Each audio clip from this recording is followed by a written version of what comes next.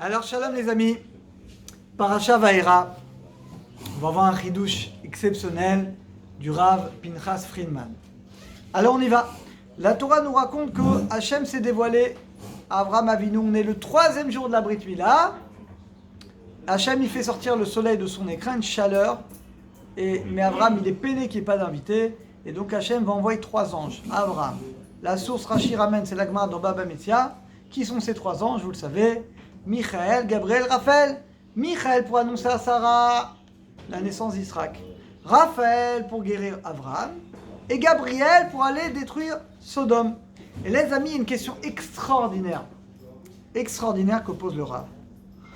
En fait, on va voir que ce dévoilement des 3 anges n'était absolument pas nécessaire. Ça ne sert pas à grand chose. C'est-à-dire, le premier ange c'est Michaël. Michaël, c'est quoi son job? C'est juste d'annoncer la naissance d'Israël.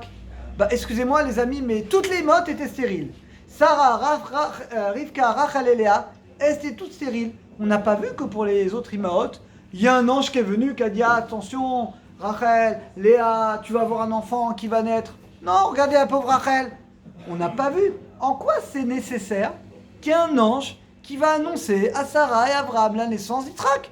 Ils ont la Emouna. En fait, l'ange, excusez-moi, il sert à rien. On n'a pas besoin de l'ange. De toute manière, Akadosh Baruch Hu lui a dit qu'il aura un enfant. Ça va arriver. Donc, la mission de Michaël, a priori, on ne comprend pas, elle n'est pas nécessaire. Et encore une fois, dans la Torah, on ne trouve pas ce schéma-là dans les autres imotes qui étaient pourtant toutes stériles. Il n'y avait pas que Sarah. Deuxième question, les amis. Hachem, il envoie Raphaël pour guérir Avraham. Alors là aussi, ça fait rigoler. Le Zohar, il dit que quand Hachem, il envoie quelqu'un pour guérir, c'est pas une guérison qui est éternelle. Quand Hachem lui-même, il guérit, c'est une guérison éternelle. Hachem, il veut guérir Avraham. C'est 3e jour à Brit Mila. Hachem, il peut lui-même directement le guérir. Pourquoi il a besoin d'envoyer un ange Raphaël pour guérir Avraham? Là, encore une fois, c'est quelque chose qui n'est absolument pas nécessaire. Tu veux guérir, guéris-le directement. Hachem, il n'a pas besoin d'envoyer un ange pour guérir.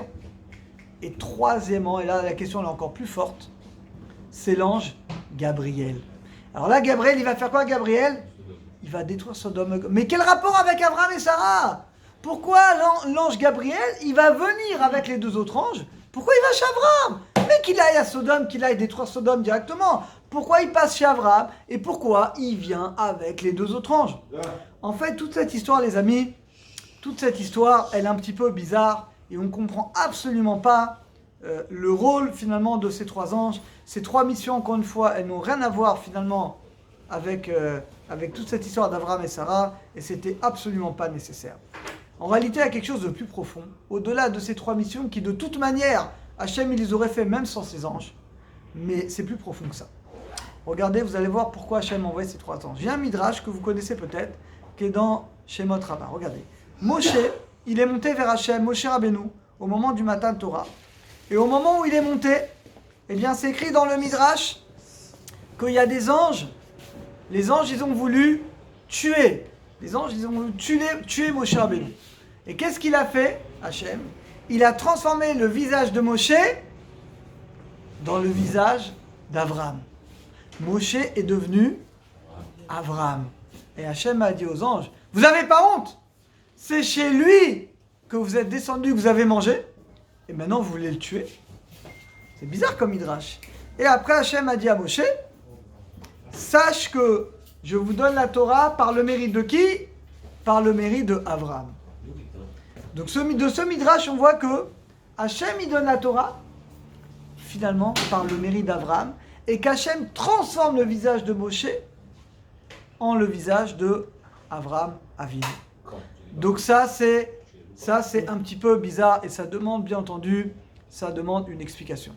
Donc on voit, les amis, que finalement, toute cette histoire des 3 anges, comme on a dit au début, ces missions n'étaient absolument pas nécessaires. Hachem, il n'a pas besoin d'envoyer ces anges-là pour faire ses missions. Mais le Midrash nous dévoile que le but véritable de ces 3 anges, c'était pas leur mission qu'on connaît. C'était de préparer le matin de Torah. Parce que c'est grâce à ça qu'Hachem va éteindre l'accusation des anges envers nous. Moshe, il monte dans le ciel pour recevoir les premières tables de la loi. Les anges veulent le tuer en disant « Mais la Torah, elle est à nous, la Torah, elle est divine. Elle ne peut pas descendre chez des hommes qui vont malheureusement mépriser la Torah, qui vont la transgresser. » quelle est la réponse qu'on va donner aux anges? Comment on va enlever l'accusation des anges? Eh bien, la tête de Moshe va se transformer dans la tête d'Abraham pour dire voilà, par le mérite, le chesed qu'Abraham il a fait, même avec les anges, avec le monde entier, eh bien finalement la Torah nous est donnée. Donc en réalité, ça permet en réalité d'éteindre finalement les accusations finalement des anges envers nous. Mais on voit les amis que ce qui est un petit peu bizarre, c'est que cet événement, il arrive juste après la Brit Mila. Vous avez remarqué, Abraham il fait la Brit Mila, et c'est juste après la Brit Mila finalement, eh bien qu'on va avoir ce dévoilement. Pourquoi après la Brit Mila? Pourquoi c'est juste après la Brit Mila qu'il va avoir finalement ce dévoilement, des anges? Alors regardez ce qui est écrit dans le Midrash. Vous avez tous entendu parler finalement de Unkelos. Unkelos, vous savez, c'est le converti. Targum Unkelos, c'est lui qui a écrit le commentaire de la Torah en araméen. Et Unkelos se convertit, il était le neveu de Hadrianos, Hadrien, l'empereur romain. Il a été voir son oncle, il a dit voilà, je vais me convertir. Il a dit à quel peuple? Il a dit aux Juifs. Il dit quoi? C'est le peuple le pire, le plus dévoyé, qui souffre le plus, qui a le plus de malheur déjà à l'époque. Pourquoi tu veux te convertir chez eux? Réponse de Unkelos. Il a dit même un enfant chez eux, il connaît tous les secrets. Il sait qu'est-ce qu'Hachem il a créé le premier jour, qu'est-ce qu'Hachem il a créé le deuxième jour. Il connaît tout finalement les secrets. Alors il lui dit d'accord, étudie la Torah si tu veux, mais ne te convertis pas. Ne fais pas la Brit Mila. C'était une honte chez les Goïms de faire la Brit Mila. Et là Unkelos de lui répondre, sache que même si tu prends le grand Chacham parmi les Romains, le plus grand philosophe, et que tu le fais étudier la Torah, il ne pourra pas comprendre. Pourquoi? Parce qu'il n'a pas la Brit Mila. Sans la Brit Mila, on ne peut pas comprendre finalement la Torah. Et donc la suite de l'histoire, bien entendu, Unkelos va se convertir, il va faire la Brit, il va devenir un très très grand maître, un Tana, et c'est lui donc qui va écrire le Targum Unkelos. Ce qu'on voit de cette histoire que vous connaissez, c'est par le mérite de la Brit Mila qu'on peut finalement étudier et qu'on peut comprendre la Torah, en particulier la Torah orale. Regardez ce qui est écrit dans la Gemara dans Gittin Daf Samer. Le Karat Brit, l'alliance qu'Hachem a fait avec nous, ce n'est que sur la Torah orale, comme c'est écrit Alpi Dvarim Maele, d'après ces paroles. Donc on voit que l'essentiel de la Torah, c'est quoi? C'est finalement la Torah orale. Et Koret Brit, c'est intéressant, Hachem il fait une alliance. Koret Brit. Brit c'est une alliance. Brit c'est la Brit Mila. Et c'est également l'alliance avec la Torah orale. Pour te dire qu'on ne peut comprendre la Torah orale que celui qui a finalement la Brit Mila. D'ailleurs les amis, je vous rappelle que Mila, c'est quoi Mila? Mila, c'est un mot. C'est ce qui est exprimé par notre bouche. Donc on voit qu'il faut la Brit pour comprendre la Torah orale. Je vais vous donner une troisième preuve. Mila, c'est quelle gamatria? P. P, c'est la bouche. P, c'est gamatria 85. Mila, 85. Donc encore une fois, c'est par le mérite de la Brit Mila qu'on peut comprendre la Torah chez Baal P. La Torah orale, c'est la même gamatria. Mila, c'est un mot. C'est les mots de la Torah. Et c'est ce qu'a dit Unkelos. On ne peut pas comprendre la Torah sans ça. Quatrième source, Sefer Yetzira. Vous savez, le livre de la création, le livre le plus vieux qui a été écrit par Abraham Avinu. Il dit, Sefer Yetzira, qu'il y a deux brites. Il y a une brite à la Shon et une brite Mila. Hachem a fait deux brites avec Abraham. Une alliance avec la bouche et une alliance finalement avec la brite Mila. Donc on voit de toutes ces sources-là, les amis, qu'il y a un rapport étroit entre la brite Mila et la brite à la Shon et l'alliance finalement entre la bouche. Pour dire que finalement, c'est que celui qui a la Brit Mila qui peut avoir le dévoilement. Et bien comme par hasard, Avraham Avinu, après seulement qu'il fait la Brit Mila, c'est là qu'il va avoir ce dévoilement des anges qui va correspondre en réalité à la Torah orale. Maintenant, regardez ce qui est écrit dans le Midrash. C'est écrit qu'un roi qui avait une fille unique. Et cette fille, il aime plus que tout. C'est une fille unique. Et vient le temps où elle doit se marier. Et il y a quelqu'un qui va se marier avec elle. Et au moment de son mariage, le roi il va voir son futur gendre et il va lui dire « Je ne peux pas te laisser te marier comme ça avec ma fille. Abandonner ma fille, je ne peux pas, c'est ma fille unique. La garder avec moi, je ne peux pas aller marier avec toi. Alors qu'est-ce que je te demande? Partout où tu vas, Ilan, partout où tu vas, eh bien tu vas faire une petite cabane, tu vas faire un petit endroit pour moi, où je pourrais résider avec vous. Eh bien, dit le Midrash, c'est pareil avec la Torah. Kadosh Baruch Hu, il ne peut pas se séparer de la Torah. C'est impossible. Alors qu'est-ce qu'il fait? Il nous l'a donné.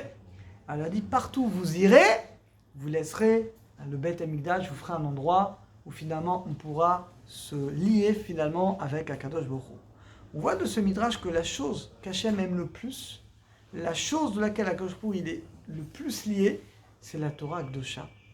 Et donc justement, étant donné que quand on étudie la Torah, dit le midrash, Akadosh Baruch Hu il est avec nous. Le Mishnah dans Pirkei Avot a dit que même une personne, si elle est seule, si elle étudie la Torah, la Shrina, la présence divine, elle est là. Et bien maintenant on comprend.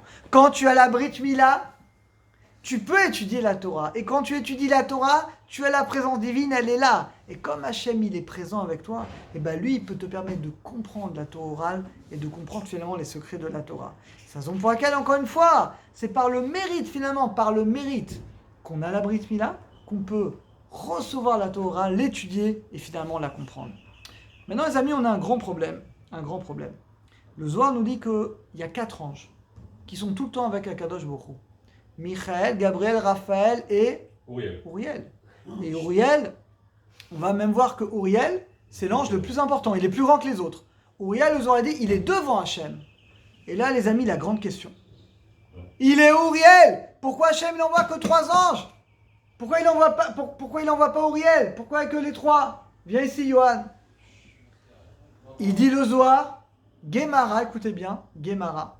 Comment on écrit Gemara? Gimel Mem, Resh Aleph. Gimel c'est Gabriel, Mem c'est Michael, Resh c'est Raphaël, Aleph c'est Uriel. Celui qui étudie la Gemara, la Torah orale, il a la protection des 4 anges. C'est beau, hein? C'est ramené dans le Zohar à Kadosh. Donc là, les amis, encore une fois, on ne comprend pas. On ne comprend pas pourquoi il n'y a que 3 anges qui se dévoilent à Abraham, et l'ange le plus important, Uriel, il n'est pas là. Où il est passé, Uriel? Alors un chidouche, les amis, exceptionnel, qui est ramené dans le Imre Noam. Vous savez pourquoi? Vous savez qui va remplacer Uriel? Qui va remplacer Uriel? Abraham. Vous savez pourquoi? Abraham, c'est quelle gamatria? 248. Uriel, c'est quelle gamatria? 248. Alors, c'est pas seulement une gamatria, c'est qu'en réalité, on va voir pourquoi. Abraham, c'est lui qui va remplacer finalement Uriel. Pourquoi il va remplacer Uriel? C'est qui Uriel? Quel est le rôle de l'ange Uriel? Alors, dans le Zohar, c'est écrit qu'Uriel, c'est le ministre, c'est l'ange de la Torah. Et comme c'est l'ange de la Torah, et qu'Hachem, il aime la Torah plus que tout, l'ange qui devance la présence divine, c'est Uriel. Les autres, Gabriel, il est à droite, Michael à gauche, mais celui qui devance la présence divine, c'est Uriel. Pourquoi? Parce que Uriel, c'est la Torah. Eh bien, Morav Abotai, qui c'est qui va remplacer Uriel? Hachem, il veut plus que ce soit Uriel, l'ange de la Torah. Il veut que ce soit qui? Que ce soit nous, les descendants. Ce sera Abraham. Abraham, c'est Gamatria, Uriel. Et c'est Gamatria également, un autre ange que vous connaissez, Raziel. C'est la même Gamatria. Tout ça, c'est 245. 248. Raziel, c'est quoi Raziel? Raziel, les secrets d'Hachem, les secrets de la Torah. Pour dire maintenant, Abraham, maintenant qu'il a la Brit Mila, il est capable maintenant de dévoiler les sodotes, les secrets de la Torah. C'est la raison pour laquelle Akadosh Baruch Hu, il ne dévoile pas Uriel, parce que maintenant, il lui dit, maintenant, c'est toi, Abraham. C'est toi maintenant, c'est toi qui vas remplacer, c'est toi l'ange de la Torah. Parce que vous vous souvenez, on a dit pourquoi Hachem a dévoilé ces 3 anges. C'est pas pour leur mission, Ilan. On a dit que c'était une préparation au matin de Torah, pour enlever l'accusation des anges contre Abraham, pour dire qu'on a reçu la Torah par le mérite d'Abraham.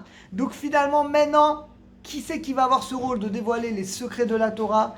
Qui va être devant la présence divine? C'est plus Uriel, c'est Abraham. C'est lui qui devient le Sar Torah, c'est lui finalement qui devient le ministre de la Torah. Et c'est la raison pour laquelle on voit également qu'Abraham il reste assis.